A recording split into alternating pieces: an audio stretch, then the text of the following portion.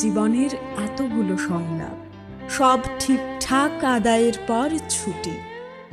আমরা দেখেছি শ্রান্ত পায়ের ছাপ, ভালোবাসা তবু দেখায়নি বিচ্যুতি, আঁকে নির্জনে তাই জীবন স্মৃতি। জীবন স্মৃতি।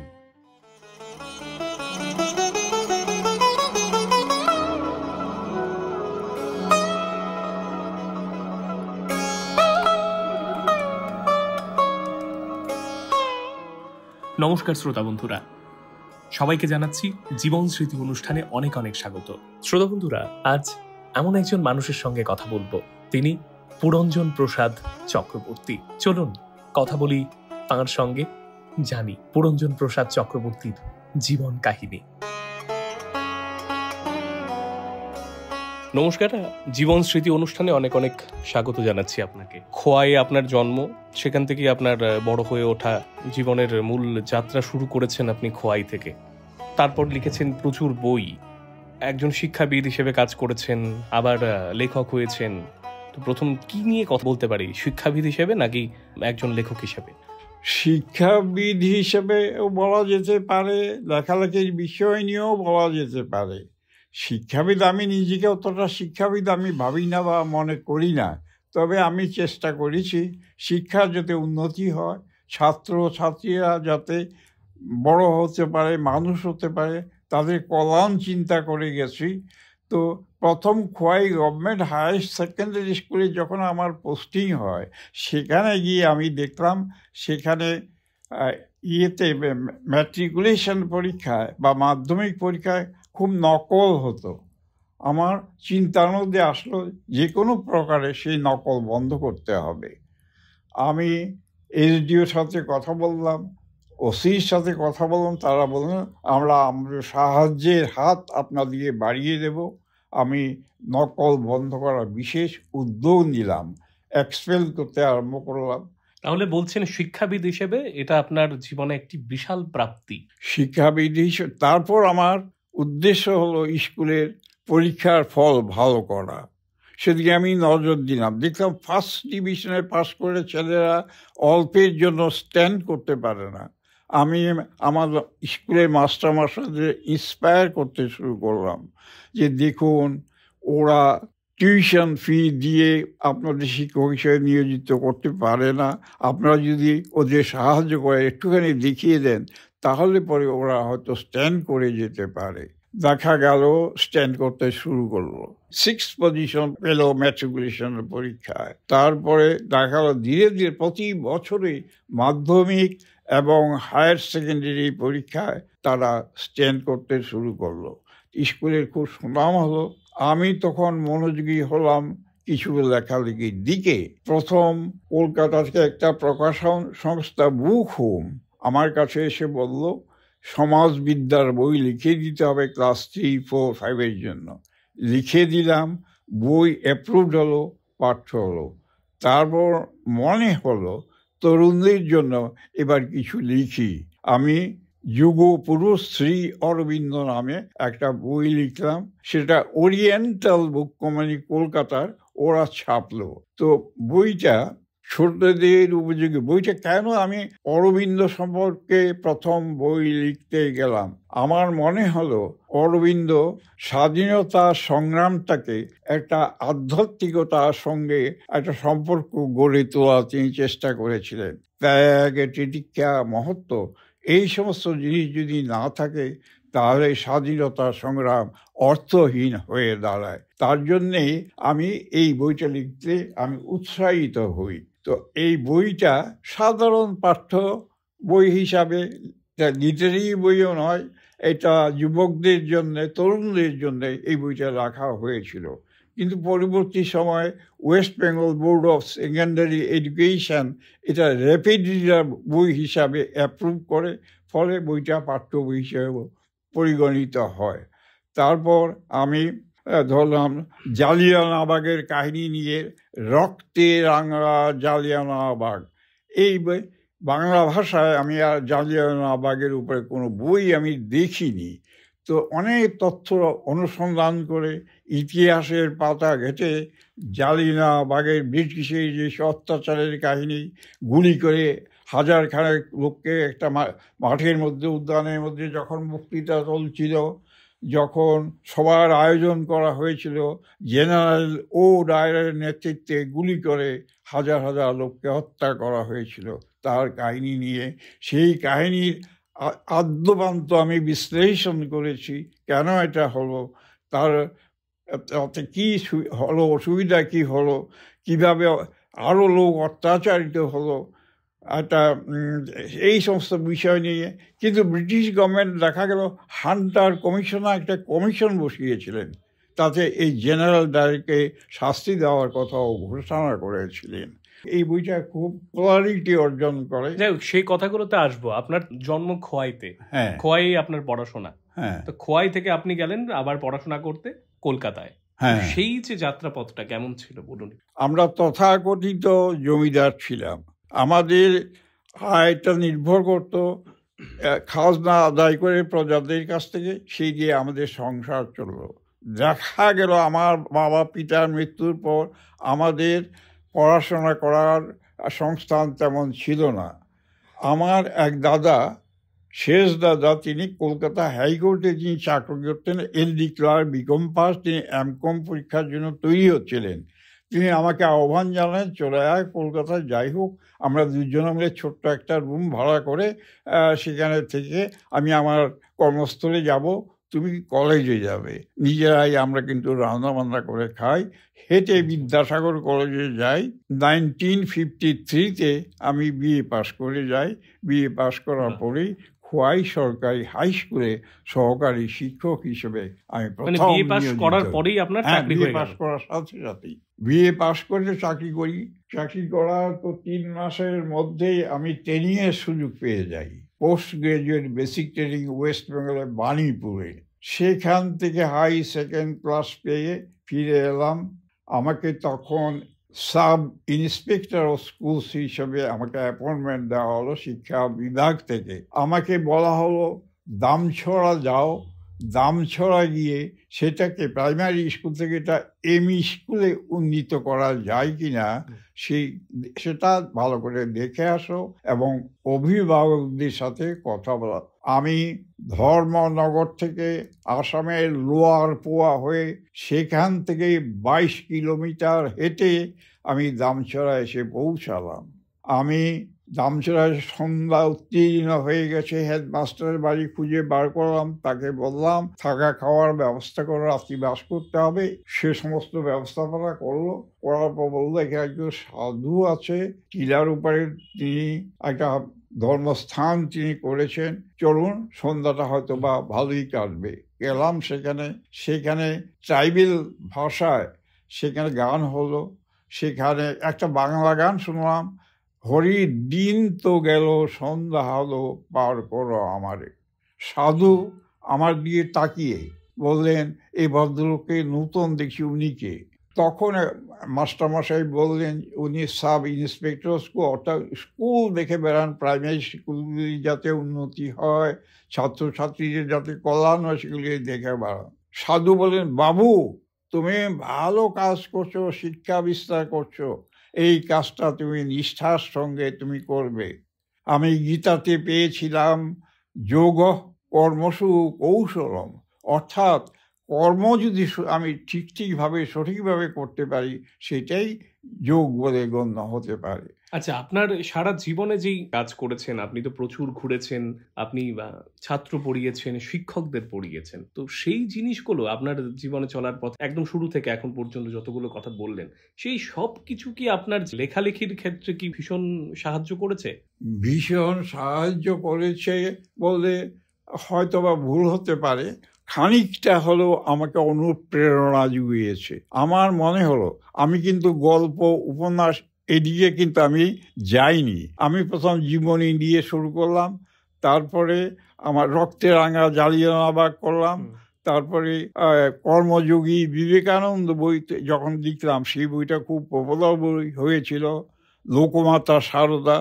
আমি ধর্মীয় গ্রন্থ নিয়ে আমি লেখালেখি শুরু করলাম। না, একটা জিনিস, যেমন আমরা যখন একটা বই পড়ি তখন তো সেই জিনিসগুলো আমাদের চোখের সামনে একটা ছবির মতো হয়ে যায়, যে এই জিনিস পড়ছি তার একটা চিত্রটা আমাদের মনে দাঁড়ায়। তো আর আপনি তো এগুলো স্বচক্ষে দেখেছেন, তো সেই জিনিসগুলো তো আপনার কাছে নিশ্চয়ই এক আলাদা অনুভূতি হবে, তাই নয়? হ্যাঁ, সেগুলোর প্রতি ব্যথা হয়।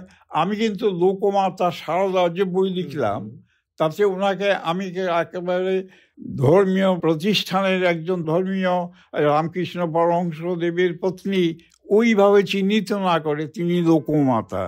সাধারণ মানুষের কল্যাণ কিভাবে হতে পারে, কিভাবে তার দুঃখ মোচন হতে পারে, কিভাবে সে মানুষ হয়ে গড়ে উঠতে পারবে, সেই শিক্ষাটাই কিন্তু সারদা দেবী দিয়েছিলেন।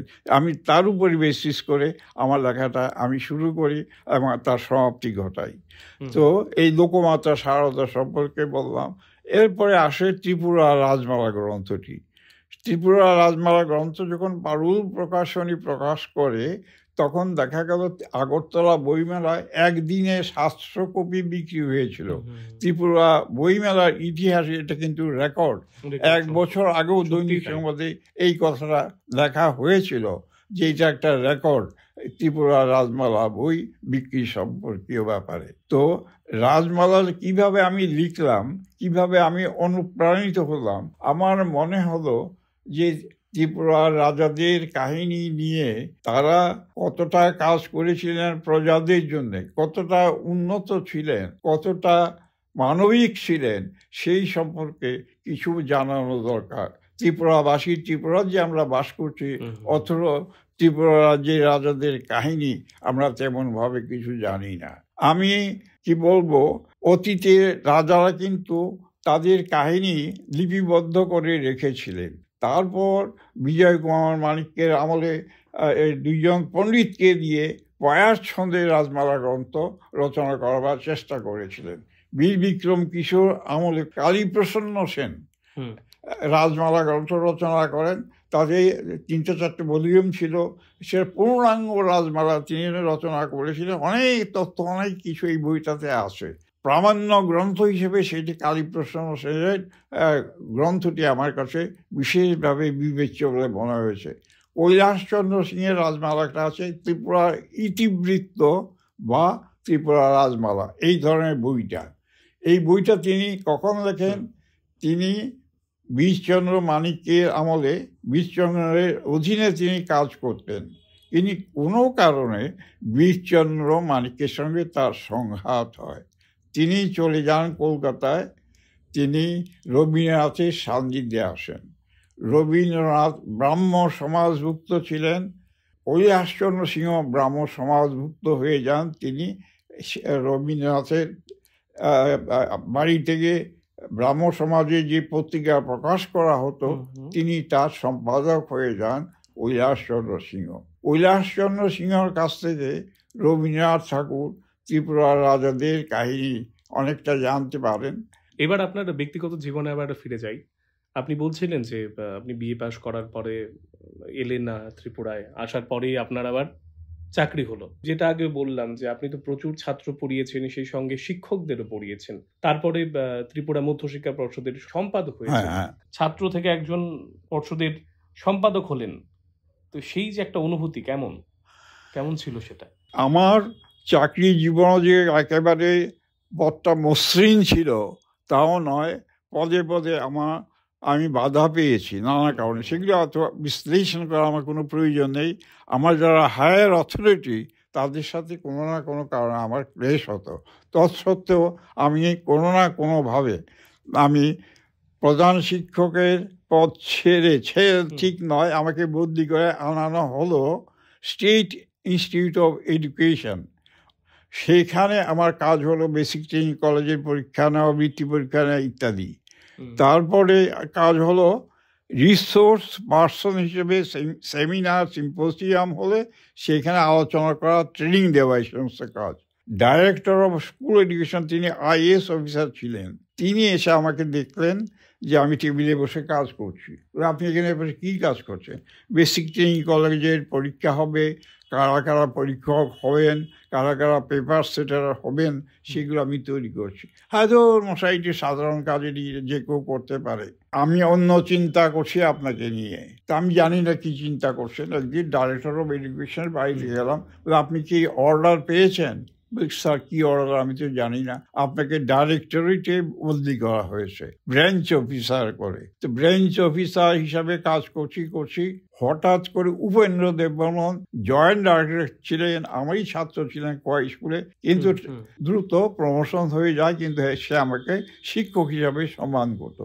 সে এসে বলল, স্যার আজকে একটা সুখবর পাবেন। কি সুখবর? না আমি বলবো না, পাবেন কিছুক্ষণ পরেই।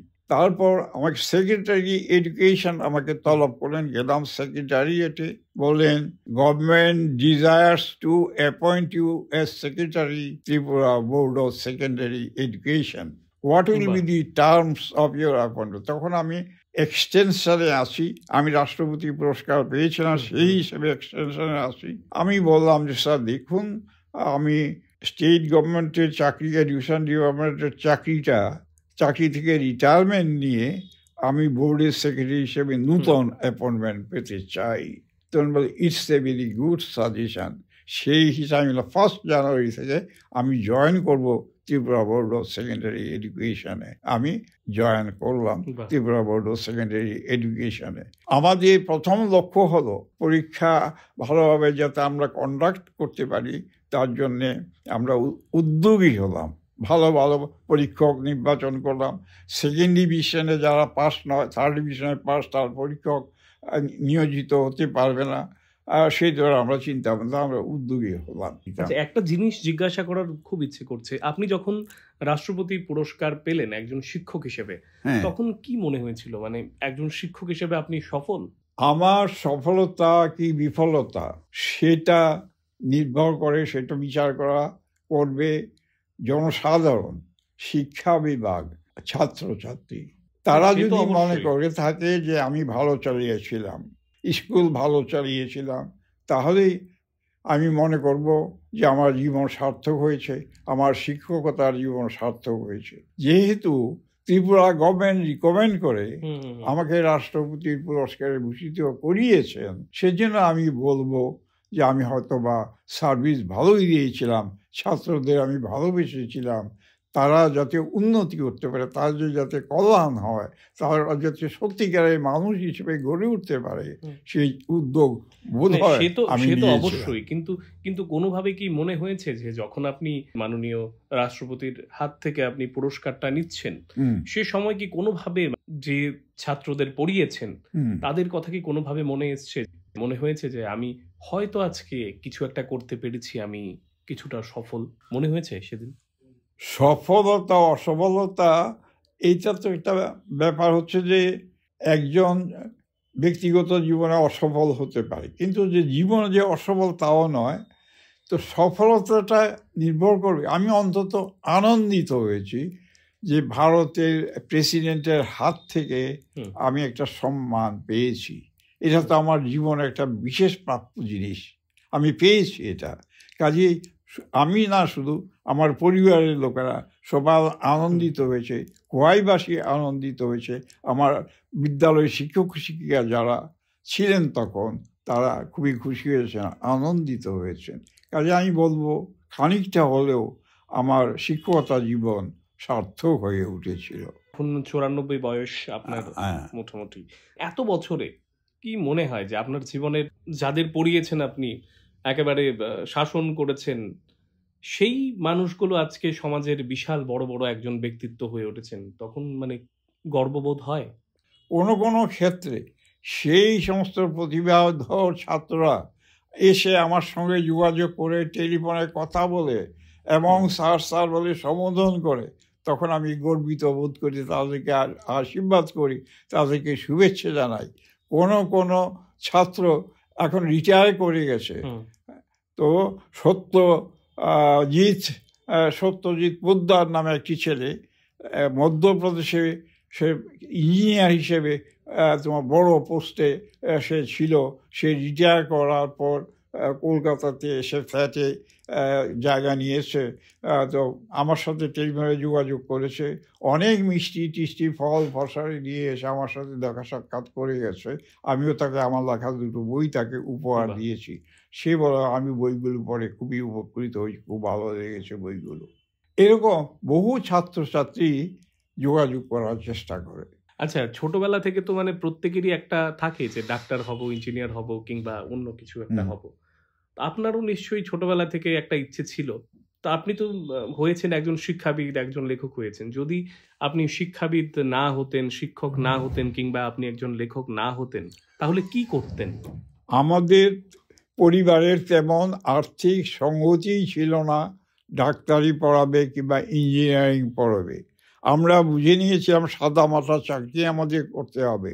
তবে আমার একটা অ্যাম্বিশন ছিল যে টিসিএস পরীক্ষা হলে আমি টিসিএস পরীক্ষায় বসবো এবং টিসিএসের চাকরি করব। তো আমাদের আমলে টিসিএস পরীক্ষা হয়নি। তো শিক্ষকতাটাকেই বেছে নিলাম জীবনের ব্রত হিসাবে। আমি চেষ্টা করেছি, আমি যতটা পারি আপ্রাণ চেষ্টা করেছি নিজেকে তুলে ধরতে ছাত্রদের কাছে। শিক্ষকতা করা ছাড়া আমার কাছে কোনো উপায়ই ছিল না, কোনো ধরনের কোনো অপশন ছিল না, আমাদের কোনো অপশন ছিল না, কোনো অপশনই ছিল না। শিক্ষকতা করা ছাড়া আমার জরুরি প্রয়োজন ছিল একটা চাকরির। সেখানে আমি হাতের মুঠোয় আমি একটা চাকরি পেয়ে গেলাম শিক্ষকতার কাজে। এটাকে আমি অবহেলা করতে পারি না, ছাড়তে পারি না। তো প্রথমত চাকরিতে আপনি যখন জয়েন করেছেন, শিক্ষকতা করছেন, সেই সময় খারাপ লাগতো যে না একটা ইচ্ছে ছিল, একটা করছি আর একটা? এখন মনে করি আমি শিক্ষকতার জীবনে গিয়েছিলাম বলেই আমি আজকে আনন্দিত। আমি দুর্লভ যে সমস্ত ছাত্রছাত্রী ভালো রেজাল্ট করে জীবনে প্রতিষ্ঠিত হয়েছে, আমি টিসিএস অফিসার হলে আমি সেটা পেতাম না। আপনি সবচেয়ে বেশি গর্ববোধ কোথায় করেন? একজন শিক্ষাবিদ হিসেবে, একজন শিক্ষক হিসেবে, নাকি একজন লেখক হিসেবে? এটা বলা বড় মুশকিল। এটা বলা, আমি যে লেখক হয়ে উঠতে পারবো তার সম্ভাবনা প্রথম দিকে ছিল না। তারপরে দেখা গেল যে পরপর কলকাতা যাওয়ার পর অনেকগুলি বই হয়ে গেল এবং লেখক হিসেবে আমি অনেক সম্বর্ধনা পেয়েছি, কলকাতাতেও পেয়েছি। আচ্ছা, লেখক জীবন আমার সার্থক হয়ে উঠেছে এই হিসাবে যে আমাকেও সম্বর্ধনা দিয়েছে একজন লেখক হিসাবে। এই পত্রিকাতে স্টেটসম্যান পত্রিকা একটা সম্বর্ধনা সভায় মহাজ্যোতি সদনের অ্যানেক্স স্থলে আমাকে সম্বর্ধনা দেওয়া হচ্ছে। তার ফটোগ্রাফ তোমার স্টেটসম্যান বাংলা কাগজ তাতে ছাপা হয়েছিল সেটা, এবং আমাকে সম্বর্ধনা দেওয়া হয়েছে সেই অংশটাও ছিল। তাতে আমি কি বলবো, আমি সম্মানিত বোধ করেছি। আমি দেখেছি যে আমি শিক্ষকতা করেছি, বই লিখেছি বলেই আজকে এই সম্মাননা আমি পাচ্ছি। আমরা একটা সাহিত্য সভা গড়ে তুলেছি আমরা শকুন্তলা পার্ক অঞ্চলে। সেখানে রেগুলার আমাদের সাহিত্য সভা হয়, মাসিক আসর বসে। সেখানে বড় বড় সাহিত্যিকরাও আসেন, সাহিত্য নিয়ে আলোচনা হয়। সেখানে আমরা বিস্তর পড়াশোনার সাহিত্য নিয়ে আমরা আলোচনা করতাম। আমরা একটা জার্নাল আমরা বার করতাম, তাতে আমরা লেখালেখি করতাম। তো সেইভাবে আনন্দেই কাটিয়েছি। কাজেই লেখক হিসেবে যে আনন্দটা, শিক্ষকতার জীবনে যে আনন্দ পেয়েছি তার অতিরিক্ত পেয়েছি লেখক হিসেবে। দুটো একসাথে মেলানো যায় না। শিক্ষকতার জীবনে বেশি আনন্দ পেয়েছেন না লেখক হিসেবে আনন্দ পেয়েছেন? শিক্ষকতার জীবনে আনন্দ পেয়েছি, আবার লেখক হিসেবে আনন্দ, দুটো আনন্দ আলাদা, দুটো আলাদা ব্যাপার। বর্তমান সময়ে কি মনে হয়, মানে আপনি তো 90 বছর ঊর্ধ্ব একজন মানুষ, মানে কি মনে হয় দিন দিন কি আরো যুবক হচ্ছেন নাকি আরো বৃদ্ধ হচ্ছেন? একটা মনে হয় কি, ভ্যালু ওরিয়েন্টেড এডুকেশনটা আমাদের দেশে সঠিকভাবে চালু হয়নি। মূল্যবোধের শিক্ষাটা দেওয়া একান্ত প্রয়োজন। এতক্ষণ কথা বললাম আপনার সঙ্গে, দারুণ কথোপকথন চলছিল আপনার সঙ্গে, কিন্তু সময় বলছে শেষ করতে হবে আজকের মতো জীবন স্মৃতি অনুষ্ঠান। আপনাকে এইটুকুই বলার, ভালো থাকবেন, সুস্থ থাকবেন, নমস্কার। নমস্কার। শ্রোতা বন্ধুরা, জীবন স্মৃতি অনুষ্ঠানে এতক্ষণ শুনলেন পুরঞ্জন প্রসাদ চক্রবর্তীর সাক্ষাৎকার। এক জীবনের এতগুলো সংলাপ, সব ঠিকঠাক আদায়ের পর ছুটি। আমরা দেখেছি শ্রান্ত পায়ের ছাপ, ভালোবাসা তবু দেখায়নি বিচ্যুতি, আঁকে নির্জনে তাই জীবন স্মৃতি। জীবন স্মৃতি।